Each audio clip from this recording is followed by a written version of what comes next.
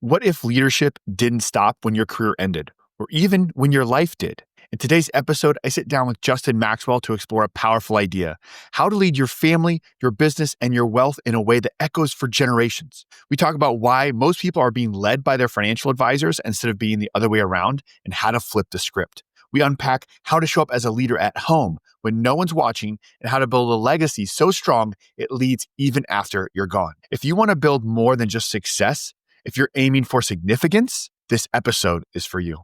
Welcome to the No Limits Leadership Podcast. We discuss ancient wisdom, real-world experiences, and the latest concepts on mastering leadership of self and others. If you're committed to maximizing your life and your impact on the world, you're home. Welcome to the No Limit Leadership Podcast. I am your host, Sean Patton.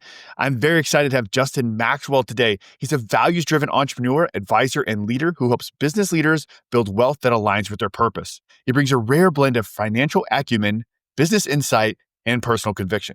Grounded in a deeply held belief, leadership isn't just about today. It's about setting up the people you love to thrive long after you're gone.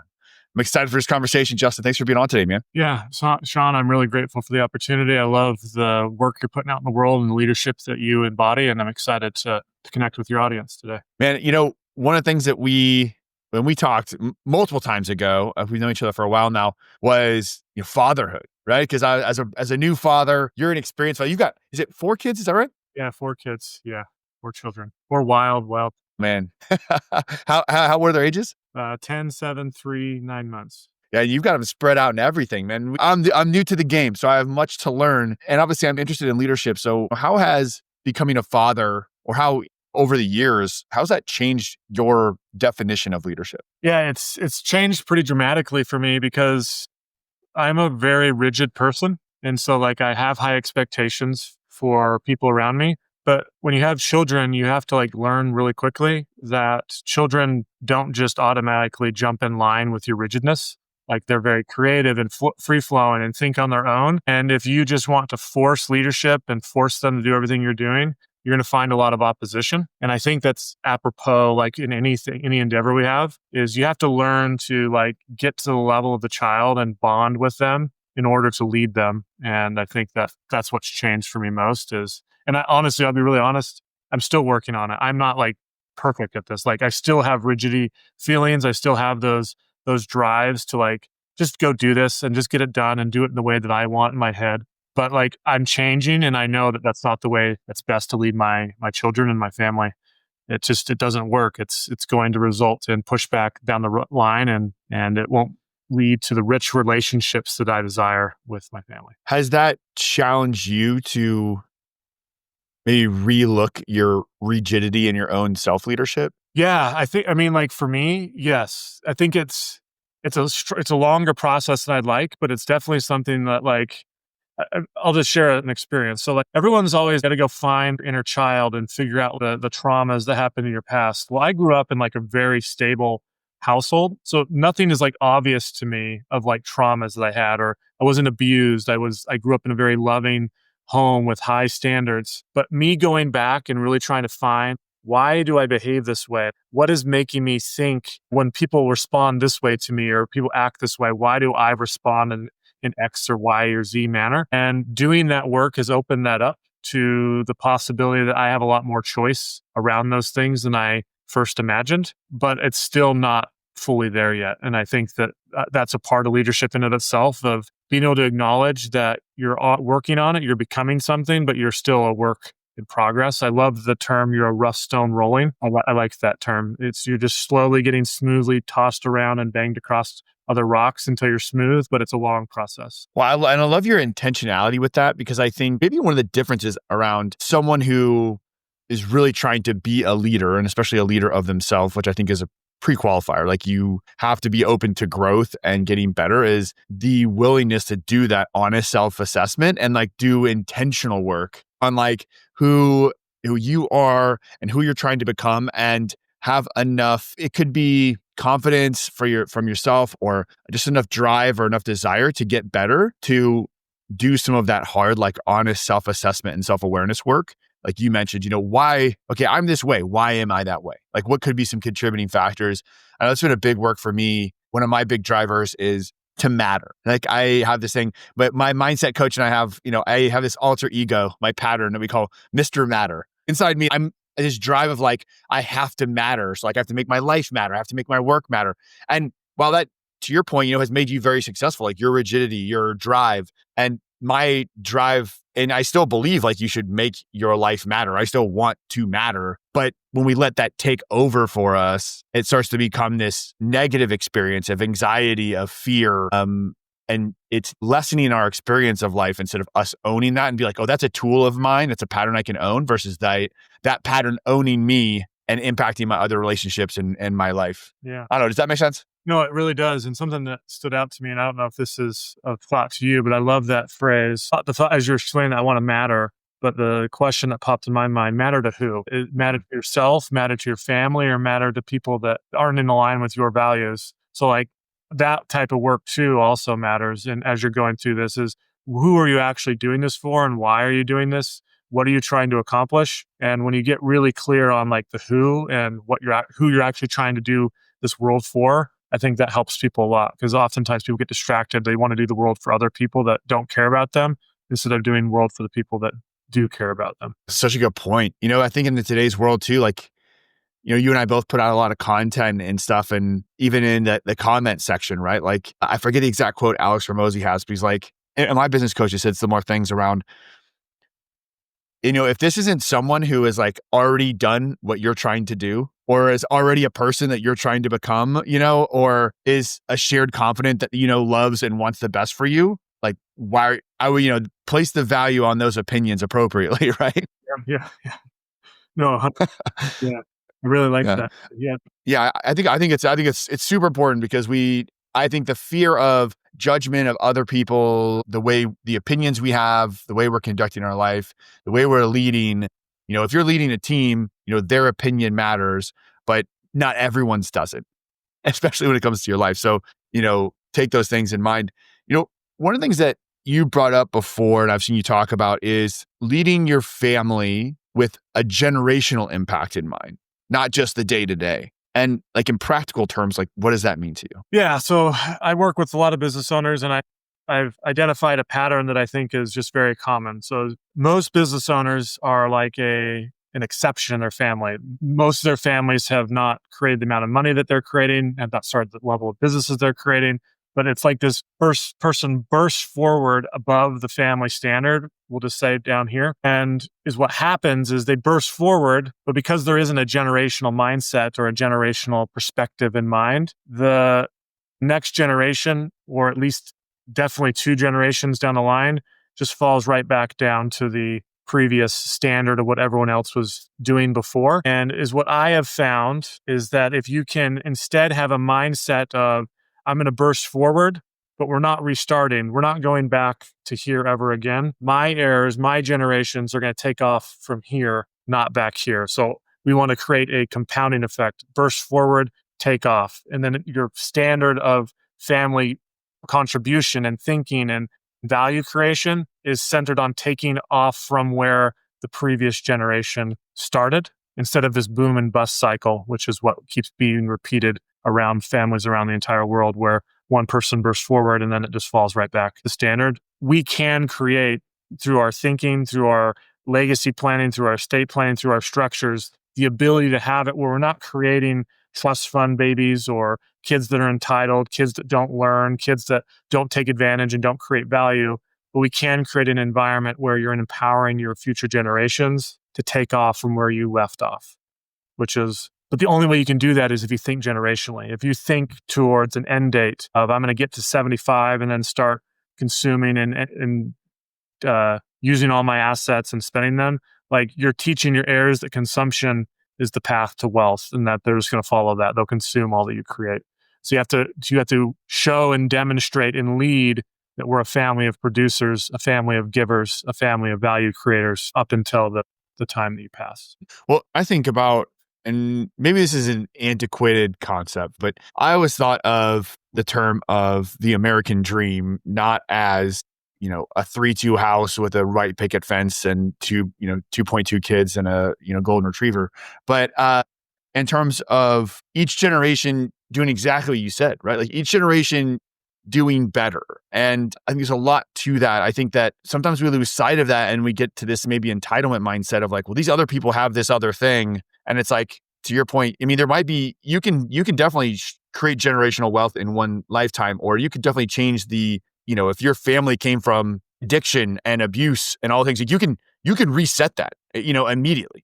But to think that because another family or someone else is like, their parents were the ones who, or generations set them up differently, that somehow is like inherently unfair I think is a bad way to look at it. I think of my own family. I did like, I don't even remember. I think it was ancestry.com. I don't remember. It was years ago, whether it was that one or like 23andMe, which I don't think exists anymore, but I think it was Ancestry. And I did like the extra little thing to like try to basically guess further back where you came from. And as far as they could tell, what they told me was with a pretty high likelihood was I came from like Northern Ireland, for the most part, England, but that my ancestors from Northern Ireland came over in the late 1800s during like the potato famine, but they came over as indentured servants and worked in South Carolina, basically as white slaves for 20 years to earn their freedom. And then they like moved their way up, eventually ended up in Wisconsin working another farm, earned enough money to, then the next generation bought a farm, and they were farmers, like they worked their way down. And then I think of like, I know my grandparents talk to them, they talk about how their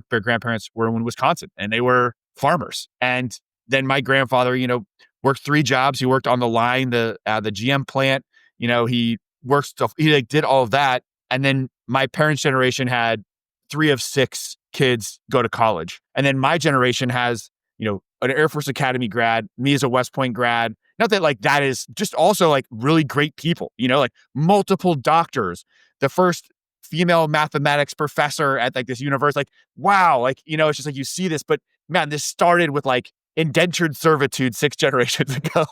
Yeah, I love what you're talking about here, because I think this is a key point. When I talk generational, it's not just forward, it's also backwards, because we have to acknowledge the fact that the only reason we're here today is because of what they did in the past. And even if we can't identify who those people actually were because people everyone has different situations. Like some people were adopted. Some people, when they moved to America, their names were changed and they have no idea where they came from or who they were. But we can still acknowledge that there was people that did hard things and got you to this spot today. And your leadership into your family's generational progress is a thank you to those that came before. And if you can connect from the past into the future, it's all just one timeline that you're a part of, and you're just taking your step and mark forward.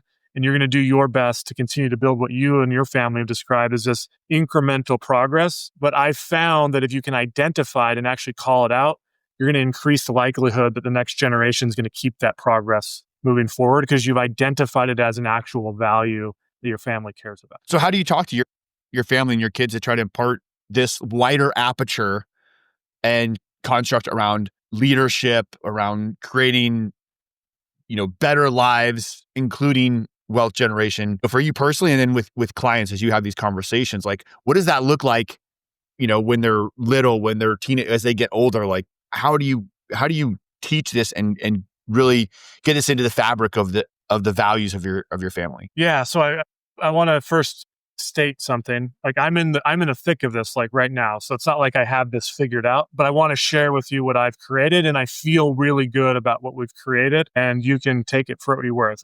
Most of what I've built my foundation of this knowledge off of is from a man by the name of Rich Christensen.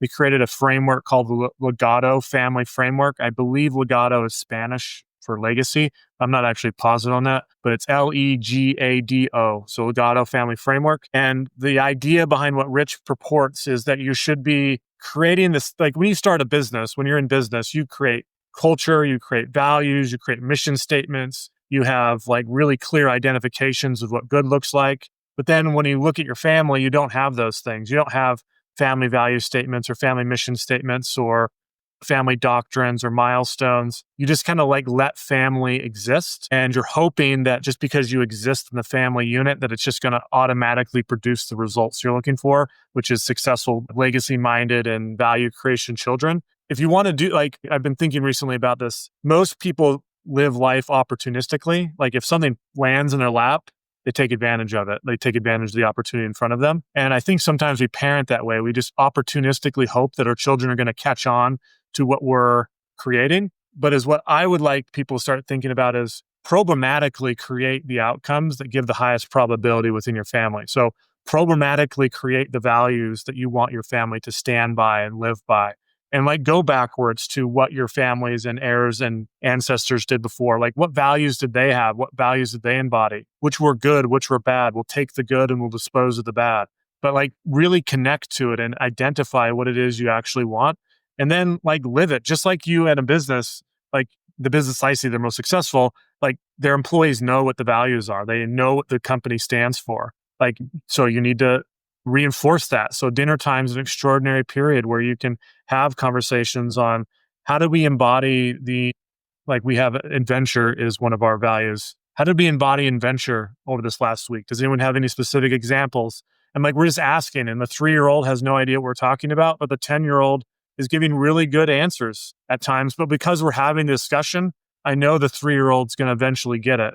They just don't know what's going on today. Do activities that embody those. Have milestones of like, when we get to this age, we're going to do this together and we're going to go tackle this big thing that embodies this thing. But so essentially is what I'm inviting people to do is run your family like a business would that gets the culture embodied in that and get them on board and lead it just like you would your employees. You know how to lead your employees, just lead now your family instead. Wow, that is powerful, man. I think you're right in so many ways. I also think that people think they think they're leading their family. People are leading their families one way or another, and most of them are doing, we're all doing the best we can for the most part, and we're trying.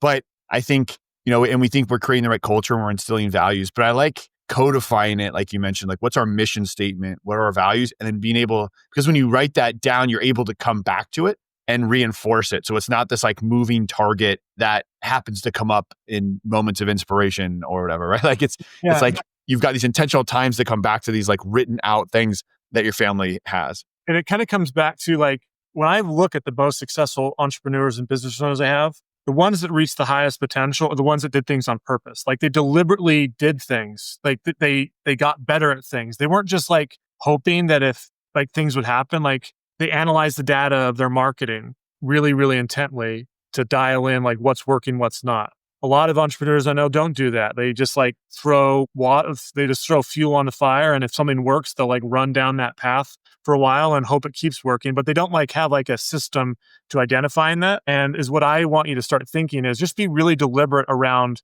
the activities you're doing to lead. It doesn't have to be massive things, but just add some small things to the fringes of your leadership that you're already doing to just try and tweak it to be, how am I going to deliberately get this to have the highest probability that this will actually stick with the people and my children that I'm working with? I'll just give one more example because this I think is just an example of how you can do this. Again, like I'm still like this doesn't mean this is going to work, but I just want to give an example of how you could think about this. So I'm really big into I am statements. I believe that we have to embody who we are before we get places. So what I've done is I've created I am statements for each of my children, and then I'm about to record them, and then we have a morning routine that we participate in, and a part of that morning routine is I want them to listen to the I am statement, so they have this constant reassurance and confirmation from me. It's because I'm going to be the one doing it, where I'm telling them who they are, and it's just like this repeated thing they're going to hear every single day as a part of what they're doing. But I don't know if it'll work, but that's just something that I'm trying. And I think that's what most parents as leadership can do, is just try to do the small things that you think are going to have an impact that will get your children to buy in to what you're creating as a family. Man, those are awesome. I love hearing that. I'm taking notes here as baby Hudson grows up, dude. And so, you'll have to let me know, but I have a high confidence that that's going to make an impact. And you mentioned there about some of the things you see with some of the clients you work with on what makes some successful versus not. You talked about looking at data, being intentional, having a plan. Are there any others that you see from like a leadership perspective that across the board? Because you're in this unique, position where you get to see not just your own business, but a lot of other businesses. And unlike a lot of like consultants or vendors, you're looking at books. So what's working and what isn't. So the ones who are successful long-term versus not, like what are some major differentiating factors that you see? Yeah. So I think the first thing we have to distinguish is we can be super astronomically successful in business, but just because we're astronomically successful in business does not automatically mean that we're going to have success in personal wealth creation. So the people that I've seen do it best are the ones that are able to marry their business wealth creation, i.e., growing their business, with their personal wealth creation. Like they're deliberately viewing them as one and the same. So they don't just let things happen by happenstance. So I'll see these really successful business owners that make their business super successive. They're so deliberate around everything. They're looking at their P&Ls on a monthly basis. They're making data-driven decisions. But then when the money actually comes to them personally, none of those things are there. So they spend what's available. They sporadically invest. They have no idea like how to reduce taxes. It's just like this. There are two sides of the coin where on one side they're super deliberate, on the other side they're not. The people that can be deliberate on both sides are the ones that translate the wealth they're building in their business into actual sustainable dollar amount generational wealth going forward. And it just is like they're not too often we get empowered by, I met someone the other day, a $13 million business. They can say that as like, I have a $13 million business, really, really impressive. Like people are like, oh, wow, that's really amazing. But then you look at the numbers and it's like, they're not profitable. They're barely scraping by. They're driven by the revenue metric of like, that's what people think they want to hear, but it's actually not. It's not real. Like it's not real wealth. It's a fake fallacy. And so I've seen that more often on the personal side than on the business side, but don't allow don't allow your business to give you the impression that you're wealthy is what I'm trying to get to. Well, and looking at that holistically and that net number, and then, I think it goes back to people who maybe over-index in one area, right? So like you have someone who is just driving revenue, got to get bigger, is maybe missing out on, obviously, just simplistically, like the mathematical side, like there's another side of that equation, right? Like profit, you're not considering the expense side.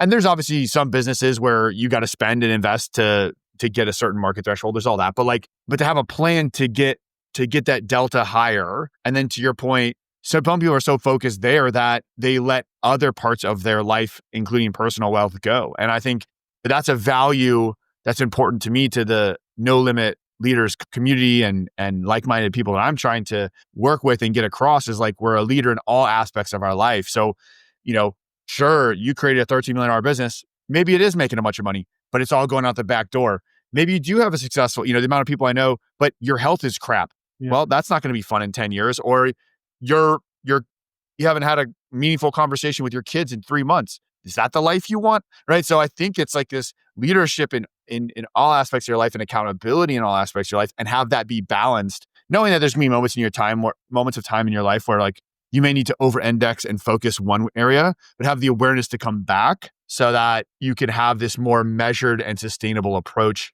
to all of life, including, wealth creation. Yeah, 100%. And so this is where I think this is the distinction that happens, is these business owners get so good at making money through their business, and they're so good at leading their business, but then they're unsure about how to reduce their taxes. They're unsure on how to get healthy, or they're unsure on where to invest outside their business. So instead of like owning it and finding the ability to lead their professionals, is what happens is they'll go to people that they likely know a little bit, like they trust them a little bit. So usually it's people from their past that, you helped me in the past as my accountant as I was growing up, so I want to stick with you. Or you're this investment advisor friend that I had from high school, or whatever it is. It's people that they're associated with. And then they completely abdicate responsibility to these people.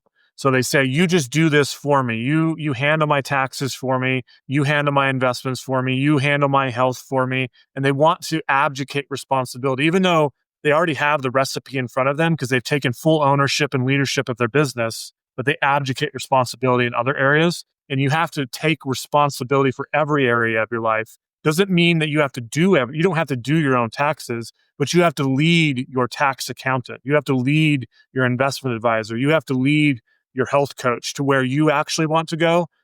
Otherwise, they're just going to take you to where they take everyone else, which may or may not align with your actual goals that you want to accomplish. And I think that that's one of the biggest reasons that people fall short when it comes to their personal wealth, is they allow advisors to lead them instead of them leading their advisors. So do you have a way to approach people at least when it comes to, we'll stick with sort of like wealth advisors because that's your area of expertise, but how people can lead those wealth advisors more effectively instead of being led by them? Yeah. So we have a framework that we call the 5 keys, and this can help you with this. The number one thing that I find is that a lot of, like, most people, most business owners I meet did not grow up wealthy. They did not grow up with, when I say wealthy, to me is more than money, but we'll just say in this case, money. They didn't grow up with money. They grew up in either poverty stricken or middle-class households. Now that they've become successful in business, they still have their final destination as a middle-class destination. So they've gone through this arc of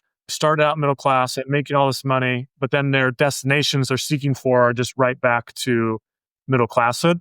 So the first thing you have to do, the first key in our mind of how you lead your advisors is you have to become absolutely clear on what is your actual destination. And some things that I would invite people to think about is that destination something that society told me was good, or is it the destination that I actually want? So I'll just give some examples so that people can start thinking a little bit differently around this. So a lot of people, when they think of a destination, they're just thinking I want to have like $5 million at age 65. That is like a prime example of like someone that did really well middle class wise. That's a middle class destination for a lot of people. But if you're a successful business owner, that's business is doing $1 million, $5 million, and $10 million in revenue, like if your margins are where they should be, you should be blowing right past 5 million. But if your destination is 5 million and you're telling your advisors that, they can get you to 5 million really easy, but now you're just taking advantage of middle class advice. So you have to become really conscious of, is that destination middle class? Is that destination in alignment with what I actually want? What is it that I actually want out of life when it comes to my money and wealth? So I have found that if you can, again, this goes back to our conversation early, make your destination generational instead of an end date of time, it will push you to think bigger than just a dollar amount. So for example, in my life, like I have very big aspirations for my family when it comes to giving away money. So in 20 years, so 2045, I want to give away $1 million for the first time. But because of the structure we can put in place, I want that to not be the last time. It will be $1 million from that year forward. And because of the nature of the account, it will just spit off $1 million a year. That same account, 150 years from now, I want it to be giving away $1 billion. That is a completely different trajectory than I want to end life and live off of $5 million, which will then produce $200,000, $300,000, $400,000 of income on an annual basis. Like, just become super clear. Not everyone wants to give away money, but clearly define what it is. So key one is clearly define your outcome, but my prompt is clearly define it and double check yourself to make sure that it's not middle class, your middle class child telling you that's where you should be reaching. So push beyond it. But once you have the destination, now we can start actually having conversations with leadership with people, because you probably have a destination in your business. We want to be worth this much, or we want to be this size, or we want to be seen as the leader in this industry or this niche, whatever it is. Like, you have those, you need to have that on the personal wealth side. So that's key one. Key two is, now that you have the destination, you now can reverse engineer the priorities with your person today. So where should I be putting my money? Well, the question you can ask yourself is, if I do this, if I put my money in this vehicle or in this product or in this investment, is it going to help me reach my destination in the time frame that I've allocated? If the answer to that is no, then that's not a priority to put our money in that, or to use our money for that means in that today. So now you're leading the conversation, because you're working with your person to help you determine that, but you're leading that, like you're determining the priorities with them. So that's key too, is once we know that, we can now focus on the priorities. So I love that. I guess my question would be, I'm thinking back to maybe the first sort of business mindset book that, I read way back in the day that sort of changed my perspective. And I'm sure this is the same for millions of others, but it's Rich Dad, Poor Dad. Yeah. Right. And so I think of, like, I'm the same way. I came from basically lower middle class. And I'm still having to learn about money, because like I wasn't taught. My parents, I had a single mom since I was 13, and like she did amazing things, got us out of poverty and like worked our ass off. And like, it was amazing. But, we always had credit card debt. We were going month to month rent. Right. And then we kind of stayed there through most of my life. So like now, as I start to make money, it's like, where can we go? Because if our minds are preconditioned to wherever we came from before, and to us, $5 million, awesome. Like, what else do you need, right? Like, so how do how do we, is it who we need to have conversations with? Is it, how do we even get in our head what the possibilities are or what that looks like to have this sort of like generational mindset when it comes to wealth, to break us of our preconceived notions of what is possible and, what generational wealth even looks like if we've never been exposed to it? Yeah, that's an extraordinary question. A few things. So first, we have to just look at the numbers of people. And I'm going to speak it for America right now, but we can look at it in the world too. But look at the amount of people in the world. The average American earns $65,000 a year. So if the average American does that, and we'll just say if you're making 200,000, I think the numbers are you're a top 10% earner in America. So if you're in the top 10, who is the media going to focus on? The 10% or the 90%? Of the education you're going to get? Who are they going to be where's the bigger pool of people that they can focus on? So you have to realize immediately that the numbers say that the focus of the education that's received financially is going to be directed towards the masses, not to the few. Now, it doesn't mean that all of that education is wrong, but that's the first sense is, where did I get that education from? Was it from, just because your target market is the masses and not the few, doesn't mean that the information is wrong. But like people like Dave Ramsey, for example, like he's speaking to the masses, not the few. And so his messaging, though very powerful for the masses, probably is not as applicable to the few. There's some caveats here because some of the few are behaving like they're spending all their money and they're massively in debt and they're way over the top. And then that would be the example. But the first checkpoint is who's giving me the information, and is it for the masses or is it for the few? And in most situations, when it's coming from big publications and big brands, it's more for the masses and not for the few. So that can help you start to distinguish between, like, is this something that is for the masses? And I'm going to just use the masses and blanket statement middle class. I know that's not fully the case, but that's the way I'm going to use the language right now.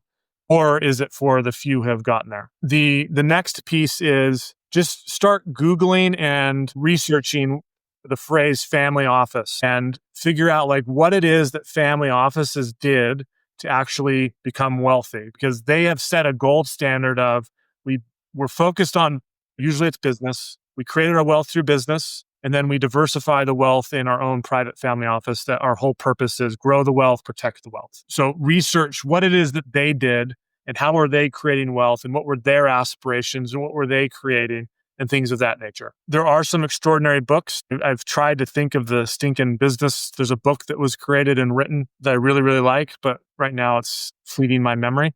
If I can remember it, I'll have Sean put it in the show notes. But there was a CEO, a founder of a company that's quite large and well known. And again, I can't think if I could think of the company, then I could tell you the person, but I can't think of the company right now. A well-known company, and he wrote an extraordinary book around how to think this way. And it's just a completely different way of thinking that the masses, they can't think that way because they're focused on exchange of dollar or time for money. And it's the leveraging point of it. If I can find it and if I think of it later, I'll tell people. But that's, I think, the biggest shift is that the vast majority of people exchange time for money. And even when they're in retirement, they're just exchanging the time, the stored up value of their money in exchange for consumerism versus exchanging value for money or having money be the currency that's a reflection of value, and then production. So how can I get my money producing for me, even without me having to produce? And then I'm going to continue to produce so that this enhances how much money my money produces without me. I think that's the big shift that even Rich Dad, Poor Dad starts to put in people's mind. But I still think people have the destination of, I'm sorry, I'm rambling a little bit, but I think this is, I want to give an example. I spoke with a client yesterday and really successful. They've amassed a great amount of wealth for how big their business is. Like their business isn't as big as you'd expect it to be. Like when they were telling me how much money they wanted to live off of, they gave me the number of like this very base minimum safety number. And like they were only like $1 million away from able to produce that in cash flow.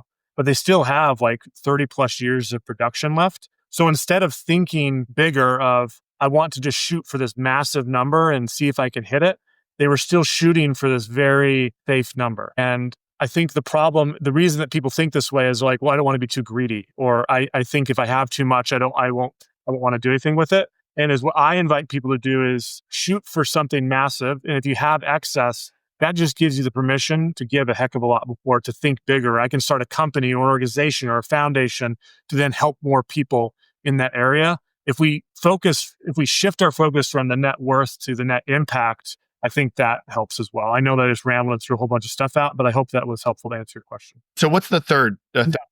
So the third key is, so we know our vision, we know where we want to go. We've shot for something that's really big. We've gotten our people, like, this is a good blanket statement of, if you tell your advisors where you want to go and they say, oh, I don't think we can get there, they're probably not the right advisor for you. So it starts to weed out the people that aren't in alignment where you want to go, because you can't leverage them to help you get there. Once you know your vision, you now know your priorities. The third key is, now you can clearly define with them, what does good actually look like? So what does good behavior here look like? So for example, if we're building wealth outside of our business and we know that we want to have, we'll just say $10 million in investable assets in 20 years, we can do calculations to know how much money we need to be saving on an annual basis in order to make that an extremely high probability. So that defines what good looks like. So that's my area of good. So I know what I have to do to execute that. But then also, we now know what good looks like for them, because they have to be able to produce that in investment returns and minus their fees and net of taxes. So we can hold people accountable to that, because we've reverse engineered it so far that we even know what good looks like for our people. What I've found is most people don't know what good looks like for their advisors. So they don't know how to hold people accountable to that. But if you have these conversations, you know where you want to go, and you reverse engineer the priorities, you can actually get your advisors to admit what good looks like for them. And you're helping them set the standard for the relationship. And now you have something then to hold them accountable against. Does that make sense? Yeah, I think so. So you're by setting that clear goal of where you're headed and backward planning to now, and you're sort of like, am I saying this right? Sort of stress testing, or you're having your advisor and you work together to say, like, so what does that translate into today? Like, what does that look like in terms of like outcome right now? So if I do this, is that going to get us there? And that would be the definition of good. If this is the behavior we're going to do, are we actually going to reach that? If the answer is no, then what behavior actually is? What actionable, visible behavior actually is going to get us to that destination? Yeah. Okay. I like it. All right. What's 4? And then the fourth one is we use this equation, X plus Y equals Z. So X is an input. X is, we could say, is this what good looks like? We could say Y is the time and the efforts and energy to get there. Does it actually equal that? And the question we hold this to is, are we 90% confident that if X and Y are true, that it will hit Z? I have to believe it, and my advisor has to believe it. If they say no, then what needs to change? Does X need to change, or does Y need to change? What factors need to be combined together in order for you to have 90% confidence that we'll actually hit the target? So that belief of 90% needs to be had by you. It needs to be had by your advisor. And I'd even propose it needs to be had by your significant other. So everyone's on board with it, not just you, because oftentimes there's one spouse or one area of the significant other that views wealth management and wealth creation much more strongly than the other. But you need to have everyone on the same page. We call this the alignment of business, personal, and financial goals. That everyone knows that if we perform what good looks like, we can hit our priorities in the time frame that we need to hit them, and we'll hit our end destination with a 90% confidence. So you're getting so granular with this that it enables you to have all the data you need to lead the team in the direction you need to go. I think I've seen more often than not, if people are really in, no matter where they're at sort of financially, that values, mindset, both limiting beliefs and aspirations, all those things when it comes to finances between partners or spouses is almost always different. Like, it's to see them both have like, yep, that's where we're headed. This is what we both want. It's like, man, I don't know what you've seen a lot, but I have like hardly ever seen that. And that's such a hard conversation, especially when people are, it's an emotionally charged thing, and it's so ingrained in us because of our past experiences around and what we were taught around money. So how do you advise partners to have these type of conversations to get on the same page when it comes to financial decisions? Yeah. So I want to now pull this back to our beginning of the conversation. is if you are both leading the family the way you want it to be led, you're going to come closer and closer together on what you actually want it to happen, because you created the values based off of what you wanted together. You created the doctrines and mission statements off of what you wanted together. And now you're shining that. That's why all this starts to integrate for me. Like, wealth is the accumulation of what happens in the home first. And that's the destination, the vision of the spouses are aligned on that destination together before you got to the priorities. But it starts with the leadership of, I want to lead my family first to that destination. So to me, that's how you do it. And there's going to be lots of conversation. It's very malleable and it doesn't always align all at once. But I can promise, at least in my family, that as we keep talking about it and keep refining it, we keep getting closer and closer and clearer on where we want to go as a couple and then as a leadership of our family. I love that. All right. And then I think we're one away, right? The last one? One away is, the fifth one is, what's in it for everyone? What happens when we win? What happens when we get to the end destination? Because we have to remember that our advisors have hundreds of other clients or thousands of other people they're working with. So how do we get them to buy into our vision just as much as we are bought into it? And the way you can do that is clearly define for them, if we pull this off, here's where you're going to get from us. You're going to have way more fees. We might, because for my family specifically, we're going to have a family office in the future. So if you're on board with us this entire time, like, I'm going to hire you to be a part of my family office, which means that you're just working for me and you're getting the same exact or even above the salary you're getting with working with all the other hundreds of people that you're working with. So enticing them to see the vision with you and see that they can win by working and spending their time with you on getting where and I can promise that none of their other clients are doing that. So you will stand out and because you're leading them. Advisors don't get led. They're always leading everyone else. And you're trying to reverse the table for them, and they'll appreciate that. But help them see how working with you and being on board with you, they can see themselves winning with you. That's so great. And how do you apply these in your own business for the clients you work with? Yeah. So this because we do this. We do these services. We do the tax planning. We do the investment management. We help people scale their business through acquisition, and we help bridge all these pieces together. But our thing that we notice is people still want us to lead them, so they're abdicating responsibility to us, and like we feel like we can do an extraordinary job. But the thing that I want our customers to see is that yes, we can lead them for a time, but they need to become the leader once they get a grasp of it and once they start feeling empowered to do it. So we're trying to empower our clients to become the leaders of us. And we have the tools and the team to make everything that they want happen possible, but they have to lead us to where they want because we're not them, and they have to feel empowered enough that they can take us to where they want to go. Yeah. Awesome conversation, Justin. I really appreciate it. This has been one of the more unique takes on leadership that I think we've had on the podcast. And I love the integration and the thought process around leading at home and the values and how that then ties into creating the vision and how that turns into dollars and cents and leading in all aspects of your life, not just in your thinking about it in terms of business, but how that plays out in the personal life and the impact you want to make. I mean, it really is holistic. So this has been awesome, man. I really appreciate it. Yeah. I'll just share one more story and then we can run off with the show. But I was at a mastermind this last weekend, and there's a gentleman there, sold his company for 9 figures, just extraordinary exit. And he was completely unhappy. He didn't know what he wanted to do. He was burning through cash. Like, his wealth was just deteriorating. And he figured it out. And now he teaches people how to mindset shift that. But everything we've talked about today, the goal of what we're trying to accomplish is to prevent that from happening, because you already know what's next. You already you've thought beyond the next step because you're the leader of your wealth. You're not just the receiving of money. Like, it has a purpose beyond what you're already creating. So if you can get that shift that you're the leader of the wealth journey and you're the trajectory changer in your family, you already have thought ahead of what is next. And that's what leaders do. They think beyond just the thing in front of them. Amazing.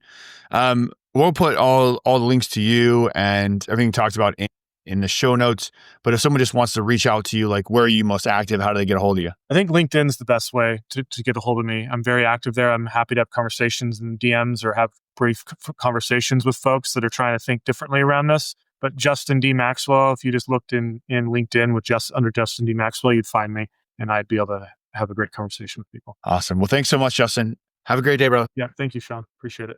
Thanks for being a part of the No Limit Leadership family. This isn't just a podcast. We're building a movement of no limit leaders driven to unlock our greatness and lead the world forward. If this made you think or gave you something useful, please, please, please, right now, go hit follow and then share it with one leader you believe in. Challenge limits, develop leaders, fuel greatness.